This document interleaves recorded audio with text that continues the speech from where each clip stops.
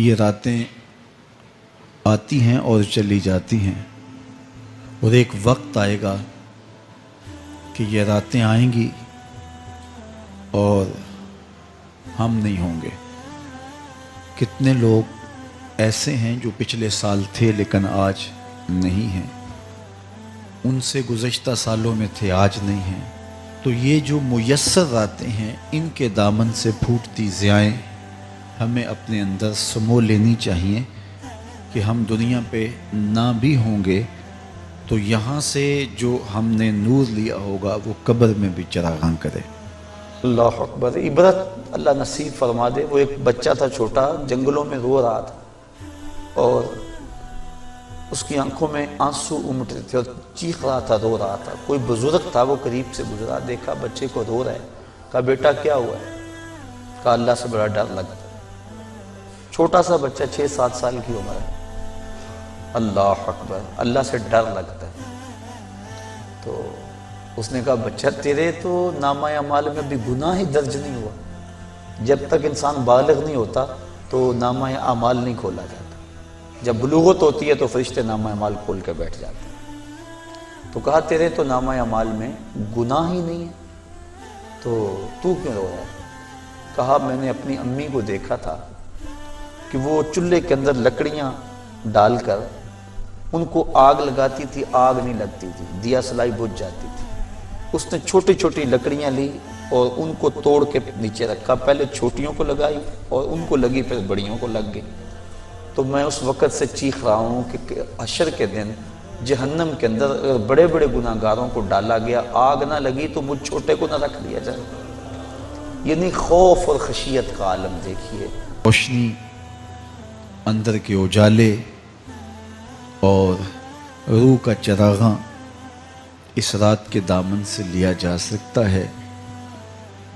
حضور علیہ السلام رمضان المبارک کے آخری عشرے میں کثرت کے ساتھ عبادت کرتے تھے۔ حضرت سیدہ عائشہ رضی اللہ تعالی عنہا فرماتی ہیں کہ حضور کمر بستہ ہو جاتے اور اپنا تہ بند کس کے باندھ لیتے، خود بھی جاگتے اور اہل خانہ کو بھی بیدار رکھتے۔ یہ ایک رات 1000 مہینے کی عبادتوں سے افضل، بہتر اور بھاری ہے۔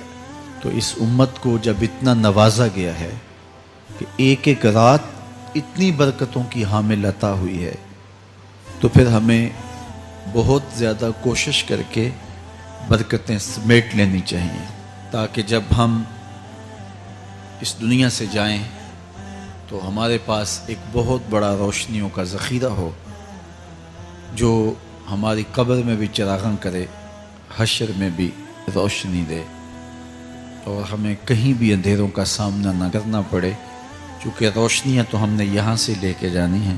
تو میں اللہ کی بارگاہ میں آپ سب کے لیے دعا گو ہوں، آپ میرے لیے دعا گو رہیں کہ اس شب نور کی برکتیں ہمیں نصیب ہوں۔ حضور نے ارشاد فرمایا جس نے لیلۃ القدر میں قیام کیا ایمان اور محاسبہ نفس کے ساتھ، اللہ اس کے پچھلے سارے گناہ معاف فرما دیتا ہے۔